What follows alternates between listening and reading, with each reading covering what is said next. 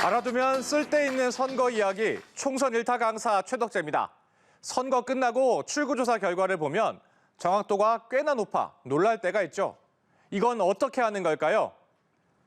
그래서 준비했습니다. 이번 시간 총선 일타 강사, 출구조사 이모저모입니다.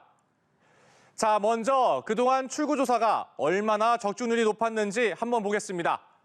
대통령 탄핵으로 실시된 19대 대선 출구조사에선 당시 문재인 후보 41.4%, 홍준표 후보 23.3%, 안철수 후보 21.8%로 집계됐습니다.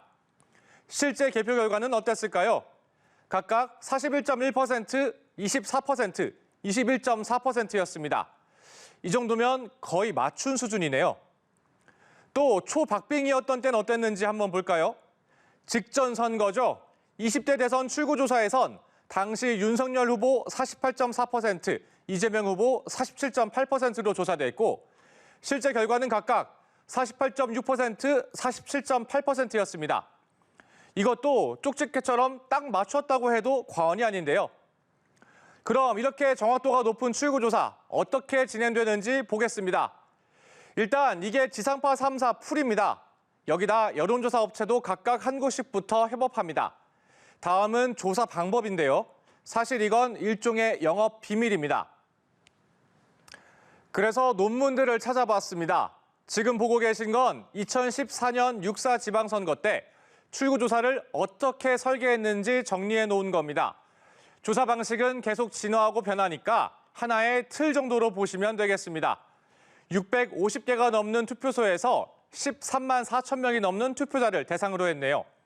또 매 5번째 투표자를 등간격으로 대상으로 하네요. 이렇게 대규모로 조사를 진행할 뿐 아니라 정렬, 개통, 추출 같은 복잡한 통계 방법도 활용합니다. 그리고 공직선거법 제167조를 보면 누구에게 투표했는지 말할 의무가 없고 투표가 끝나기 전에 물어봐서도 안 된다고 되어 있습니다. 다만 방송국 등이 투표소에서 50m 떨어진 곳에서 비밀이 침해되지 않는 방법으로 질문하는 경우는 예외로 두고 있습니다. 그러니까 혹시 출구조사 질문을 받으시면 투표소에서 충분히 떨어져 있는지 확인하시는 게 좋겠습니다. 당연히 답하지 않을 권리도 있고요. 셰프의 요리를 특별하게 하는 킥, 이번 시간 1타의 킥으로 최종 정리합니다. 출구조사 정확도가 높은 건 많은 인력, 자본 등을 집중적으로 투입하기 때문입니다. 최신 통계학의 전문적 활용도 빼놓을 수 없습니다. 출구조사 질문에 답할 의무는 없지만 한다면 투표소에서 50m 이상 떨어진 곳에서 주변에 들리지 않게 하면 됩니다. 알아두면 쓸데있는 선거 이야기, 총선 일타 강사였습니다.